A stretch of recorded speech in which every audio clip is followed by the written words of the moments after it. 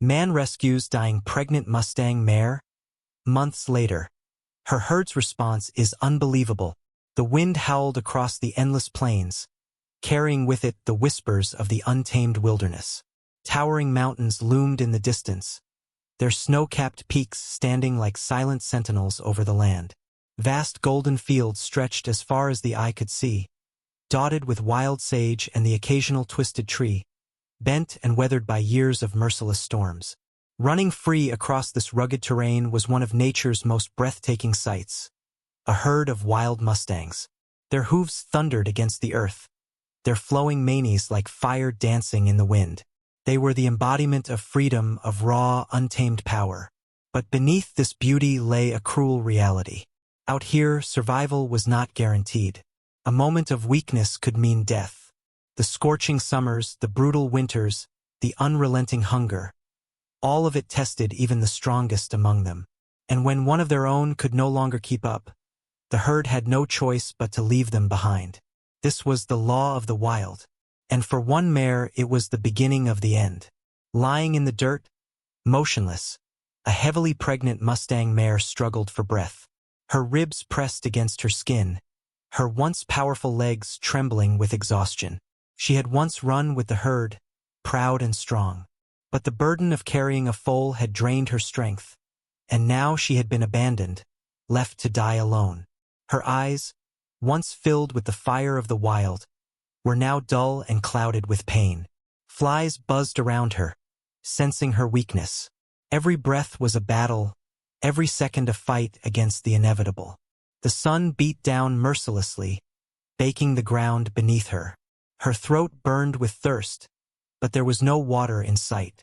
She had tried to follow her herd, but her body had given up before her spirit did. Now, the loneliness was worse than the pain. She let out a faint, broken whinny, barely more than a whisper against the roaring wind. Would anyone hear her? Would anyone care? Or was this the end? Miles away, a man drove along a dirt road, his truck kicking up dust in its wake. He wasn't looking for anything in particular, just another ordinary day checking the land. But fate had other plans. As he neared the edge of a dry riverbed, something caught his eye, a shape lying still in the distance. At first, he thought it was a rock or a fallen tree. But then he saw it.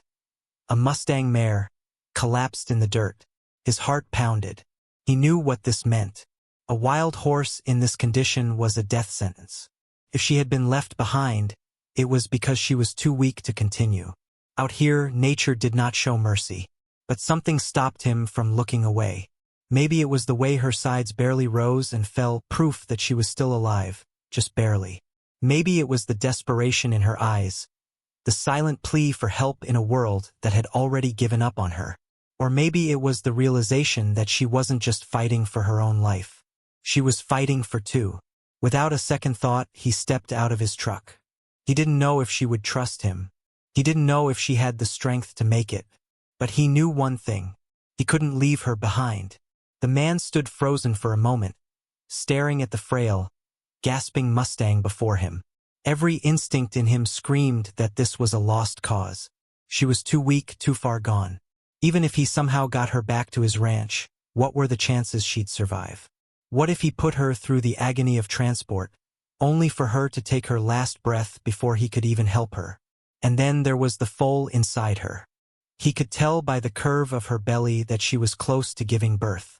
But was she strong enough to make it through labor? If she died, her unborn foal would die with her. Wild horses weren't meant to be saved. Nature had its own rules, and interfering with them was dangerous. He had seen it before, well-meaning people trying to rescue Mustangs only for the stress to push the horses over the edge. But then he looked into her eyes. They weren't just the dull, lifeless eyes of a dying animal. There was something else there, something deeper. It was the look of a mother who refused to give up. The look of an animal that knew she had been left behind but still clung to hope, even if she didn't understand why. A choice stood before him. He could turn around, pretend he never saw her, and let nature take its course. It would be the easiest thing to do, the logical thing, or he could fight for her. It would be risky. He had no idea how she would react to his presence. Even in her weakened state, a wild Mustang was still a wild Mustang. If she panicked, she could injure herself further, or worse, she could try to flee and collapse from exhaustion. But something deep in his gut told him that if he walked away now, he'd regret it for the rest of his life. So he took a deep breath, squared his shoulders, and stepped forward. The moment his boot crunched against the dry earth, the mare's ears twitched. Slowly, painfully, she lifted her head. Her nostrils flared, her instincts warning her that a predator was near. Her legs trembled as she tried to stand, but her body wouldn't obey. She was too weak. The man raised his hands slightly, palms open, his voice low and steady. "Easy, girl. I'm not here to hurt you." Her breath came in ragged gasps. She watched him with wary eyes, every muscle in her frail body tense, ready to resist if he came too close. He crouched down, making himself appear smaller, less threatening. He had worked with horses his whole life, but this was different. This wasn't a trained horse that understood human kindness. This was a wild creature, one that had never known anything but the law of survival. Reaching slowly into his pack, he pulled out a canteen of water. He uncapped it and poured a small stream onto the ground in front of him. The dry earth swallowed it almost instantly, but the scent of water caught the mare's attention. Her nostrils flared again, this time with something other than fear. "That's it," the man murmured. "You're thirsty, aren't you?" With painstaking effort, the mare inched her head forward. He could see the hesitation in her eyes, the battle between her instincts and her desperation. Her body screamed for water, but her mind warned her that this was dangerous. He tipped the canteen again, letting another trickle of water seep into the dust. And then, finally, she moved. Her cracked, parched lips brushed against the damp ground, her tongue flicking out to taste the moisture. A shudder ran through her body as she realized what it was. That was all the encouragement she needed. She lifted her head slightly, eyes locked onto the canteen. He held it out slowly, carefully. For a long moment, she hesitated. Then, with an almost imperceptible sigh, she surrendered. Her muzzle pressed against the canteen, and she drank. The man barely dared to breathe as she drank. It was the first sign of life, of trust, that she had shown him. But he knew the battle was far from over. Now came the hard part. Gently, he reached for the rope at his side.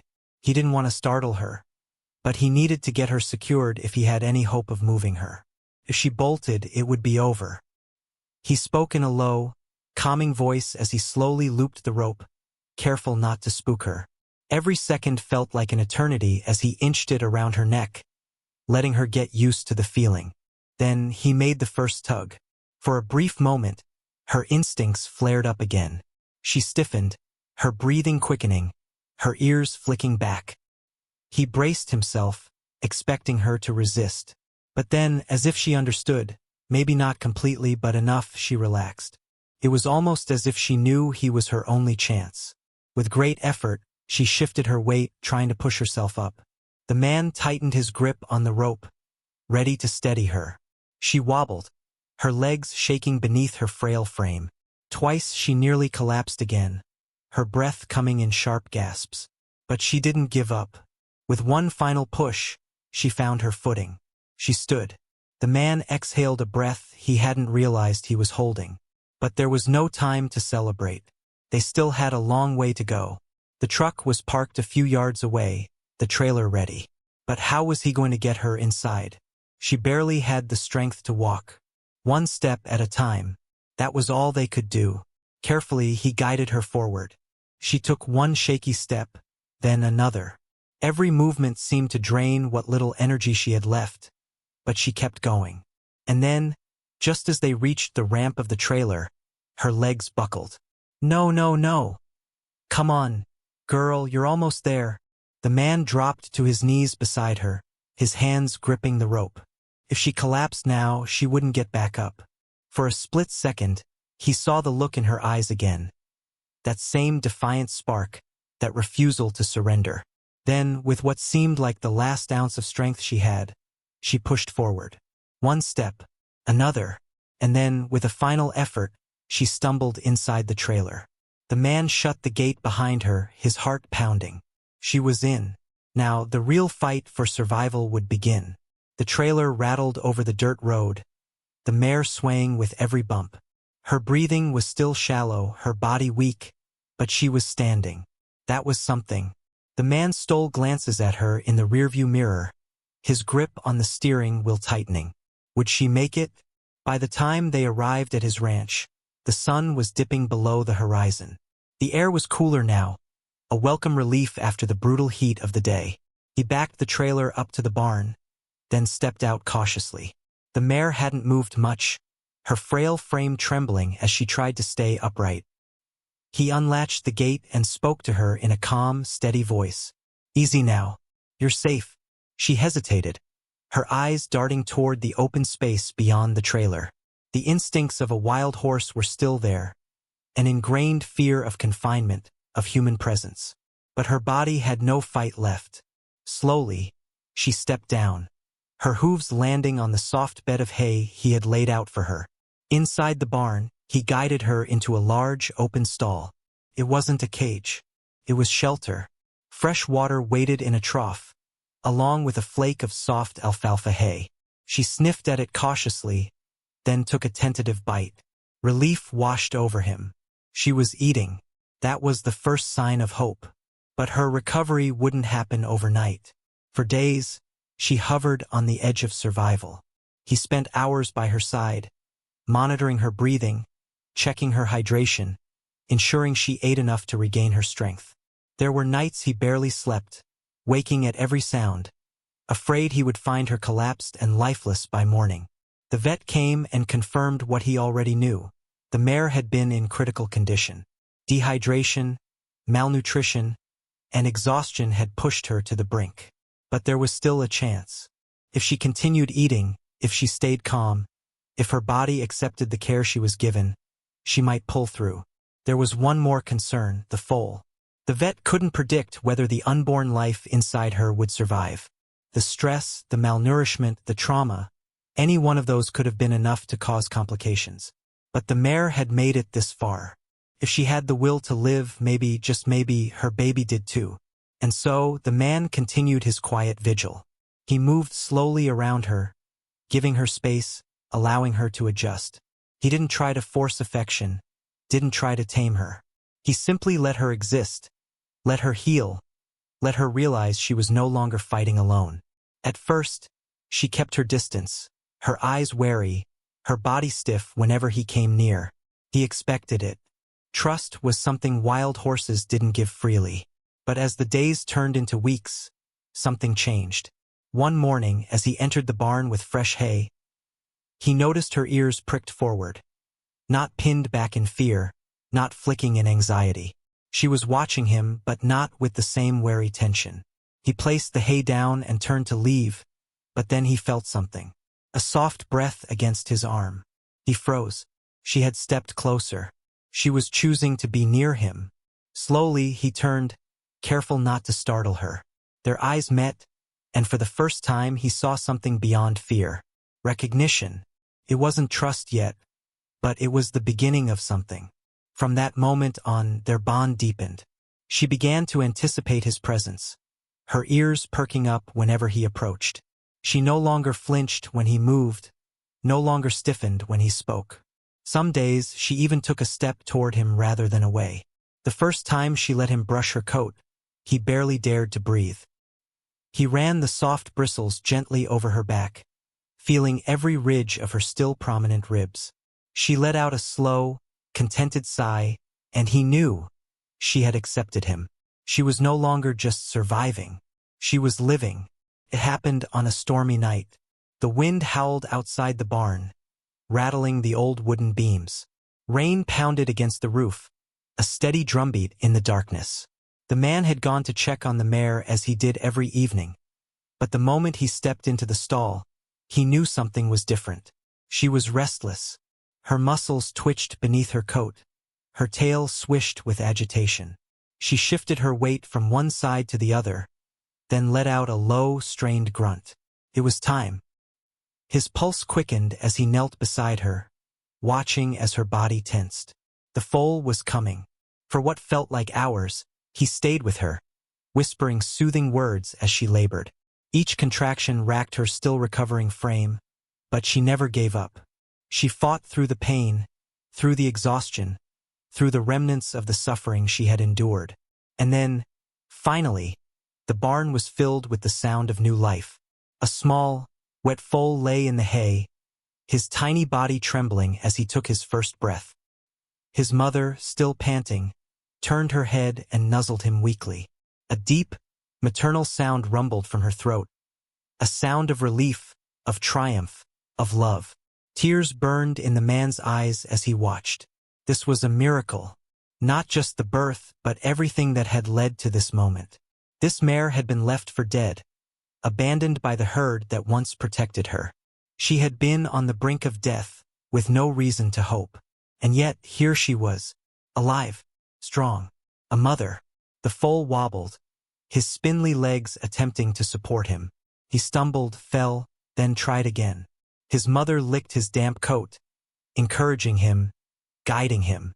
And then, with one final push of determination, the newborn stood. The man exhaled a shaky breath. He had saved one life that day in the desert. But now, because of that choice, there were two. Little did he know, the most shocking part of this story was yet to come. Something was happening in the wild, something that would change everything. The entire band was about to return. Days turned into weeks, and the foal grew stronger with each passing moment. From the frail, trembling creature born into the hay, he had transformed into a curious and energetic colt, his long legs growing steadier as he explored the safety of the barn. The mare, too, had changed. The ghost of starvation no longer haunted her frame. Her ribs were still visible, but there was muscle beneath them now, strength in her movements. Her eyes, once dull with exhaustion, now held a spark of something ancient, something untamed. Wildness. It had never left her. It had only been buried beneath sickness and suffering. But now, as her body healed and her spirit reignited, she was remembering who she was. The man saw it in the way she moved, in the way her ears twitched at distant sounds. At night, when the wind carried the calls of unseen creatures across the open fields, she would lift her head, nostrils flaring, listening. And then there was the way she watched the horizon. She would stand by the fence, her gaze fixed on the rolling hills beyond the ranch. Her ears would flick forward, then back, as if something deep inside her was stirring. Something older than fences, older than barns, older than human kindness. She was healing. She was thriving. But she was also remembering. She was remembering the call of the wild. It was a crisp morning, the kind where the air smelled of damp earth and the golden light of dawn stretched long shadows over the land. The man had just finished checking on the foal when he noticed it. Movement on the ridge. His breath caught.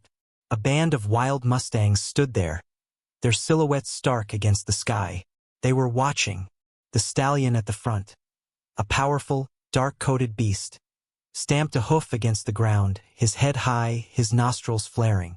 Behind him, mares and younger horses shifted restlessly, their tails flicking. They had come back. The mare sensed them before she saw them. Her ears shot forward, her entire body stiffening as she turned toward the ridge. A deep, trembling breath left her nostrils, and for a long moment, she simply stared. The foal, standing beside her, tilted his head curiously but did not move. Unlike his mother, he had never seen the wild before. He had never run with a herd, never felt the wind rush past his face in the open expanse of the untamed land. But she had. Something primal sparked in her eyes, something that had been asleep but had never died. And then, without hesitation, she let out a powerful, ringing call. The wild horses on the ridge answered instantly. The stallion tossed his head and called back, his deep, commanding voice echoing across the valley. The mare's entire body shuddered. Her tail flicked, her muscles tensed. She was no longer looking at the man. She was looking at them, and in that moment he knew. This was never meant to be forever. He had always known she wasn't his to keep. From the moment he found her collapsed in the dirt, from the first time she had trusted him enough to take food from his hands, He had understood. She was wild. She always had been. But now, standing at the fence line with her foal beside her and her herd waiting on the ridge, he had to make a choice. Did he let her go? The foal was still young. Would he survive in the wild? Could he keep up with the band? The man knew the answer in his heart. Yes. The same fire that burned in his mother's blood burned in his as well. The mare turned to face him, her dark eyes searching his. For a moment she hesitated. Then, in an act that shattered him and healed him all at once, she stepped forward and gently pressed her muzzle to his hand. A silent goodbye. A silent thank you. Then, she turned, nickered softly to her foal, and trotted toward the open gate. The foal hesitated only briefly before following his mother, his little legs stretching into a run for the first time in his young life.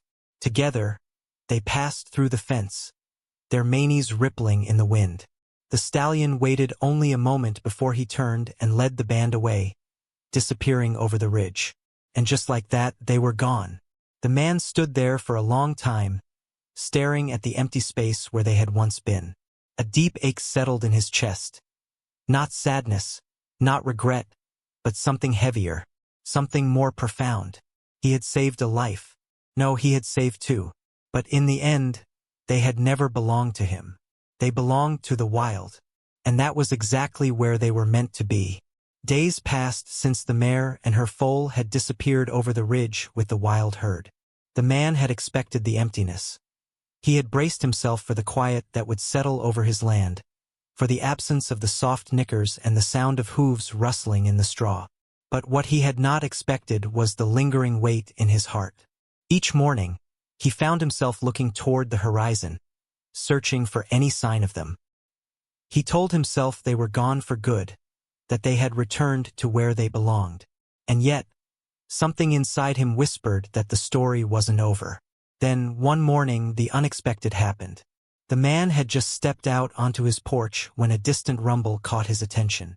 It was deep, rhythmic, unmistakable, the sound of hooves pounding against the earth. He turned sharply, his pulse quickening. And there they were, the entire herd. More than a dozen Mustangs galloped over the ridge, their powerful forms silhouetted against the rising sun. At the front, the lead stallion charged forward with a fierce grace, his dark coat gleaming in the golden light.